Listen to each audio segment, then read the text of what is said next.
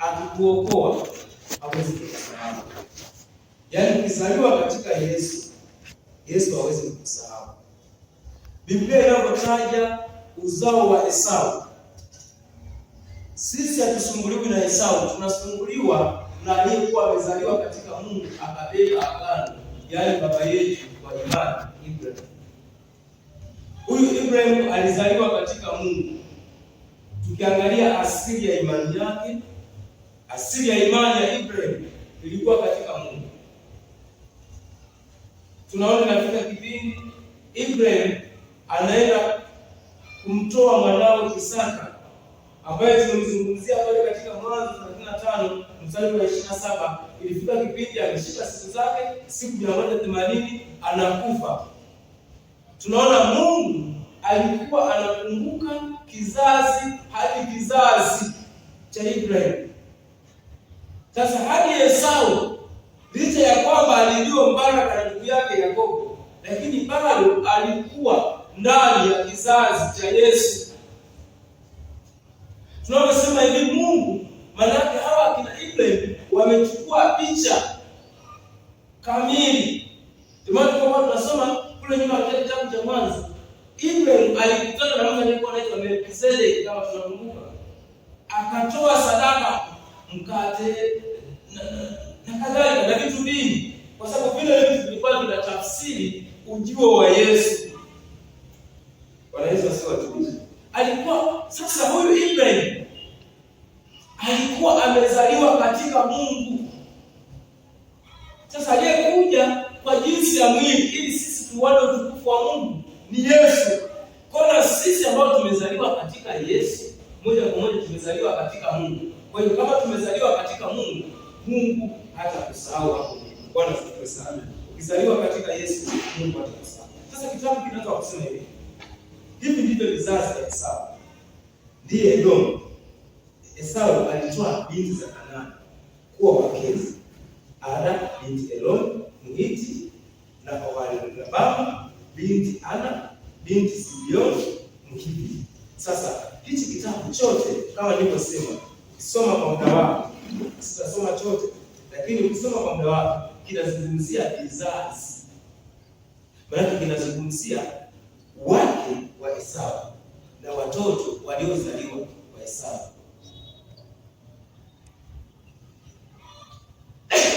Wake wa Esau na watoto waliozaliwa wa Esau. Ndio maana tukiendelea pale tutaona Biblia imeandika wajumbe, tutaona wameandika wake wa Esau na watu wengine. Kwa nini wameandikwa hao? Wameandikwa hao kwa sababu Mungu huwa asahau uliyezaliwa katika Yesu. Ndio maana ukishazaliwa katika Yesu, mpango wa uhakika wa kuishi katika Bwana na kushinda hii dunia unakuwa uko wazi mbele zako. Labda wewe mwenyewe uamue kufunga bado. Tunaona Mungu ameruhusu hili neno, yaani sura nzima ya 36 yametajwa majina ya wake wa Esau na watoto wa Esau. Biblia inatuthibitishia kitu gani? Inatuthibitishia kwamba ukizaliwa katika Yesu, Mungu hatakusahau wewe, hata wasahau watoto wako na kizazi chako. Bwana Yesu asifiwe. Sasa tuangalie ule mstari wa 10. Asema haya ndio majina ya wana wa Esau. Elifazi mwana wa Ada mke wa Esau. Leuli mwana wa Besma mke wa Esau. Na wana wa Elifazi ni Temani na Omari na Sefo na Gatamu na Kenazi. Na Tina alikuwa suria wa Elifazi mwana wa Esau, naye akamzalia Elifazi Amaleki. Hao ndio wana wa Ada mke wa Esau, na hao ni wana wa Leuli, Nathani na Zela na Shama na Miza. Hao walikuwa wana wa Besma mke wa Esau. Bwana asifiwe. Naomba nishie hapo kwa sababu ni wewe. Sasa nataka tujifunze kitu kutokana na uzao wa Esau. Jamani, Ibrahim alipomjua Mungu, watoto wake wengi sana walikuwa wanaendelea kuishi kabla hata hawajamjua Mungu wa Ibrahim. iko wazi kabisa. Tumejifunza katika kile kitabu cha Mwanzo kwamba tulikuwa tumeanza kuangalia akina Esau, akina Yakobo, walikuwa wanapita mapito, wanashinda, lakini bado hawajamjua Mungu wa baba yao. Na ikawa nafika kipindi wanataka kumthibitisha Mungu wa baba yao ni Mungu wa namna gani. Tena wanaomba uthibitisho, wanasema Mungu, kama utatupeleka, utatupa chakula, utatulisha njiani, tunasema wewe ni Mungu wa kweli. Maana katika kipindi chote cha maisha ambao walikuwa wanaishi hawa watu, bado Mungu wa Ibrahim alikuwa ni wa Ibrahim kabla hajawa wa watoto Ibrahim.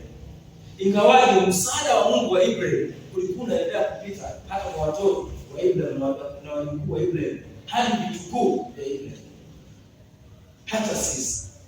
Sasa somo linasema ya kwamba Yesu, ukizaliwa katika Yesu, yaani Yesu akukuokoa, au wewe ukizaliwa katika Yesu, Mungu hatakusahau. Hilo ndio somo letu asubuhi ya leo. Ukizaliwa katika Yesu, Mungu hatakusahau. Wewe mwenyewe hutasahaulika. Umri wako hutasahaulika. Sasa Biblia inatufundisha kwa nini Mungu anaamua kuandika hivi vizazi. Mungu asingeweza kuorodhesha majina. Hebu kutaja hapa majina ni mengi. Yaani ukisema uyahesabu, hii sura ya mistari 43 ni mengi sana. Kila mtu ametajwa. Maana kama kila mtu ametajwa, hadi kwenye ufalme wa Mungu hawa watu wametajwa. Bwana asifiwe. Bwana Yesu asifiwe. Amen. Tumeshakombolewa katika Yesu. Tumepewa tiketi ya ushindi. Tumepewa tiketi ya kuingia katika ufalme wa Mungu. Tumepewa tiketi ya baraka. Tumepewa tiketi ya kufanikiwa. Tumepewa tiketi ya ustawi. Tumepewa tiketi ya kushinda. Wewe tiketi unaijua?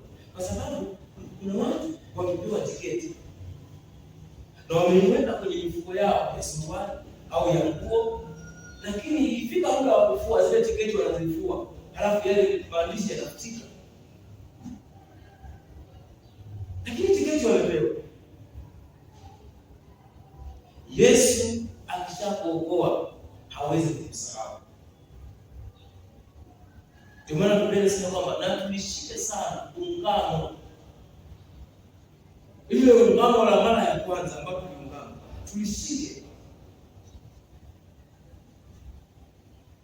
Bwana Yesu asifiwe. Sasa tuangalie ile mistari mitatu ya mwisho katika Mwanzo 36, mstari ule wa Mungu. Na haya ndiyo majina ya wajumbe waliotoka kwa Esau kufuata jamaa zao na mahali hao.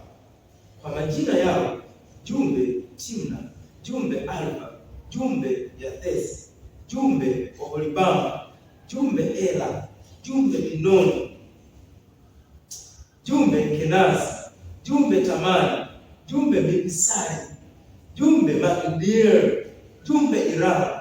Hao ndio wajumbe wa Edomu kufuata makao yao katika nchi ya mamlaka yao, naye huyo ndiye Esau baba wa Edomu. Hata huyu Esau alibadilishiwa jina, akapewa jina la kuitwa baba wa nini? Wa Edomu. Maana alipewa mji wake. Ukizaliwa katika Yesu, kuna mji unapewa.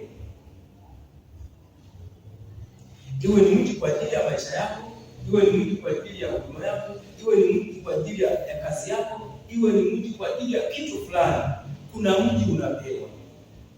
Hebu nithibitishe kidogo kwenye neno la Mungu. Biblia inasema hivi: Mungu alipomtokea Yakobo alimwambia hivi, hautaitwa Yakobo, utaitwa nani? Israeli. Maana yake Yakobo alipewa jina la mtu wa Israeli. Mungu hakumsahau mtoto wa Ibrahim anayeitwa Esau. Ingawaje alikuwa amejua baraka, alikuja naye akapewa jina la kimji. Biblia inasema hivi: baba wa Edomu. Baba wa Edomu. Kwa ukishampokea Yesu, yaani hakuna anayeweza kuokolewa na Yesu kama Yesu ataona nafasi ya mtu wake. Ndio maana tutengeneza mazingira ya kila namna, akutengenezee mji wako ndipo akuokoe. Halafu akwambie nenda kwenye mji wako. Ni uthibitisho wazi tangu Ibrahim baba yetu wa imani, ambaye dunia inaamini ndiye baba wa imani, tunaona Ibrahim alikuwa anapewa miji. Mtoto wake Isaka alikuwa anapewa miji. Lakini cha ajabu, watoto wa Isaka, yaani akina Yakobo na Esau, wanaendelea kupewa miji na wanapewa majina ya miji. Bwana asifiwe sana. Yaani tunaweza kuona ni raha iliyoje ukimwelewa Yesu na kumjua Yesu. Kila anayemwelewa Yesu anamjua wake. Hili si jambo la story, ni jambo ambalo ni halisi na ni neno la Mungu, na tumejifunza kutoka kwenye kitabu cha Mungu. Na ameanza kutamka wenzetu walipofuata neno la Mungu pale mwanzoni kabisa wa neno la Mungu, Mwanzo 1:26 na 28, Biblia inasema ya kwamba alitupa mamlaka ya kutawala kwa akina ile waliotumia lile neno la kusema nimepewa mamlaka ya kutawala, walikuwa wanazidi kupewa. Mungu asingetoa miji kwa akina Ibrahim na vizazi vyake kama hawajui neno kwamba sisi ni watawala. Maana walipewa mji unaoitwa Edomu, wangekataa kwa sababu hawajatamkiwa neno kutawala. Sasa hata katika Yesu ni vivyo hivyo. Kama moyo wako hujaurasimisha kuambia ya kwamba nimepewa mamlaka ya kutawala, unapopewa mji utakuwa unaogopa na kuingia. Bwana asifiwe sana. Hebu fikiria ni watu wangapi wanafikiria miji ambao wamepewa miji, baraka ambazo wamepewa na Mungu, kwa kuogopa au kwa kutokujua kwamba wao wamepewa kutawala. Mtu wa Mungu, muda usimame duniani. Kila siku zinazidi kwenda. Yaani miongoni mwa kitu ambacho hakitaki kuishi na sisi kinafiki ni muda. Wewe unalia, muda unaenda. Wewe uko kitandani unaona, muda unaenda. Wewe unacheka, muda unaenda. Wewe unaupoteza, muda unaenda. Yaani muda ni kitu pekee duniani ambacho unaweza kukipoteza, chenyewe hakipotezi. Sasa Mungu anatupa mfumo wa kuishi kama muda, ya kwamba kama muda unaweza kupoteza, lakini mwenyewe usipotee. Hata sisi tunaweza kupoteza, tusipotee. Tangu Mungu alipoumba dunia, muda, watu wengi wanapoteza muda, lakini muda haupotezi. Hicho ni kitu cha ajabu ambapo kipo kwenye muda. Sasa hivi vizazi vyote Mungu alihakikisha vinakumbukwa. Ukizaliwa katika Yesu atakukumbuka hata usahau. Bwana Yesu asifiwe sana. Sasa tuunganishe sasa katika Mwanzo 37 mstari wa kwanza, kwa sababu 36 inaeleza tu uzazi wa Esau. Sasa twende hapa tuunganishe katika kitabu kile cha Mwanzo 37 kuanzia mstari wa kwanza. Biblia inasema Yakobo akakaa katika nchi aliyosafiri baba yake, katika nchi yake ya Kanaani. Hivi ndivyo vizazi vya Yakobo. Yusufu aliyekuwa mwenye miaka 17 alikuwa akichunga kondoo pamoja na ndugu zake. Sikilizani. Naye alikuwa kijana mmoja na wana wa Bilha na wana wa Zilpa wake za baba yake. Yusufu akamletea baba yao habari zao mbaya. Basi Israeli akampenda Yusufu kuliko wanawe wote, maana ni wana wa uzee wake, akamfanyia kazi ndefu. Tunaanza kuangalia sasa. Tumeona vizazi vya Esau. Tusikilizane. Tumeona vizazi vya Esau, lakini pale mwanzoni pia tuliona vizazi vya Yakobo. Sasa hapa Yakobo akakaa katika nchi aliyokuwa amesafiri. Tukumbuke alipotoka kwa mjomba wake alisafiri kurudi kwa Esau. Aliporudi kwa Esau alienda katika eneo lingine. Kwa sababu ilifika kipindi kusoma Biblia hapa katika ile Mwanzo 36 anasema mifugo yao ya Esau na Yakobo ilikuwa ni mingi katika nchi. Nasoma kwa Farao. Hapa tunaenda na ilikuwa ni mingi katika nchi. Mifugo ilipokuwa ni mingi katika nchi, ikatakiwa hawa watu sasa watengane. Tena wakatengana pasipo namna ya kutishiana, kama ilivyokuwa kipindi cha Ibrahim na Lutu. Tukumbuke Lutu na Ibrahim walitengana wakati ambapo wale wachunga mifugo wa Ibrahim na Lutu walipokuwa wanakumbana. Sasa hapa ikabidi watengane. Sasa walipotengana, Biblia inasema hivi, Yakobo akakaa katika nchi aliyosafiri baba yake, katika nchi ya Kanaani. Sasa tusikilizane hapo vizuri. Anasema hivi ndivyo vizazi. Yusufu alikuwa na miaka 17. Yusufu alikuwa na miaka 17. Sasa hapa Biblia inafundisha kuna umri Mungu huwa anaanza kumtumia mtu na kusema na mtu ili amwandae kwenye muda husika wa kumtumia.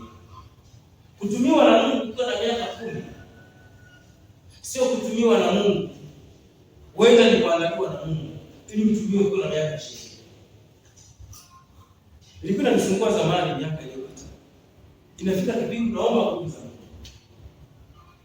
Halafu ukiziweka kwenye application hazifanyi kazi. Kumbe muda wa kuzitumia pale. Lakini muda wa kuzitumia unapokuwa unafika, kuna jambo unakuwa umetamka tu linafanyika. Kama ni mgonjwa unatamka anapona. Kama ni tatizo linayeyuka kwa sababu ni muda sahihi. Sasa kwa mfano mtu asipopata elimu ya kwamba kuna muda wa kuandaliwa na kuna muda wa kutumiwa, anaweza akawa anang'ang'aniza na akaona kama Yesu afanye kazi kwa sababu hii imeisha tu. Asijue ya kwamba Mungu ana muda maalum wa kutumiwa. Bwana sifiwe. Sasa Yakobo alipokaa katika ile nchi ambayo alisafiri, Biblia inasema ya kwamba vizazi vya Yakobo, mmoja wapo Yusufu, ilikuwa anasema hivi, Yusufu alikuwa ni mtu mwenye miaka 17. Tuangalie hapo. Baada ya kuwa na miaka 17 alikuwa akichunga kondoo pamoja na ndugu zake. Huyu Yusufu alikuwa anachunga kondoo pamoja na ndugu zake. Biblia inatueleza nini hapa? Mungu huwa anamchagua mtu katikati ya ndugu zake. Mungu huwa anamchagua mtu mmoja katikati ya ndugu zake. Tatizo linalowasumbua watu wengi duniani, hawataki kuondoka kwa ndugu zao. Hawataki kuchaguliwa. Unaweza kuchaguliwa, usikubali kuchaguliwa. Anachunga kondoo pamoja na ndugu zake, lakini tutaona huko mbele anachaguliwa yeye katikati ya ndugu zake. Jamani, haleluya. Lakini kitu kingine, naye alikuwa kijana pamoja na wana wa Bilha na wana wa Zilpa wake za baba yake. Yusufu akamletea baba yao habari zao mbaya. Sasa wako kule wanachunga kondoo au mifugo tuseme na vitu vingine wanadhana shughuli. Biblia inasema ya kwamba Yusufu kuna taarifa, sijajua walifanya nini, alizipeleka kwa baba yake. Alipozipeleka kwa baba yake kawaje? Anasema ya kwamba basi Israeli akampenda Yusufu kuliko wanao wote, maana ni mwana wa mzee wake, akamfanyia kanzu ndefu. Tunaona hapa wazazi pia lazima watoto waelewe kisaikolojia. Wazazi wanawapenda sana baadhi ya watoto. Kuna watoto fulani ambao wanapendwa zaidi.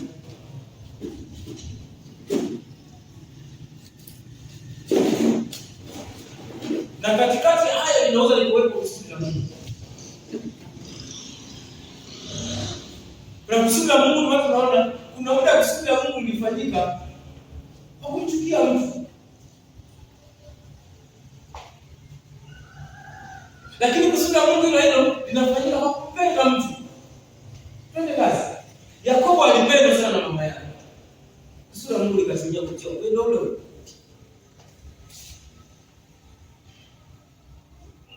Na kuchunga mifugo. Sio kuchunga mifugo hadi pale ambapo Mungu atakuwa anakuweka kwenye kitu sahihi cha kuchunga. Kwa hiyo usiogope muda ambao unachunga mifugo. Unachunga labda kondoo, unachunga ng'ombe, ni muda wa maandalizi. Biblia inasema ya kwamba hata Daudi alichunga kondoo. Unaweza sasa. Ndio tunajua hilo neno. Mwanzo 17. Mstari wa 38. Daudi alichunga. Lakini pia anasema ya kwamba Yusufu alipomletea hizo taarifa, anasema hivi, akamfanyia kanzu ndefu. Kwa hapa tunaona Israeli ambaye anampenda Yusufu kiasi cha kumtengenezea vazi.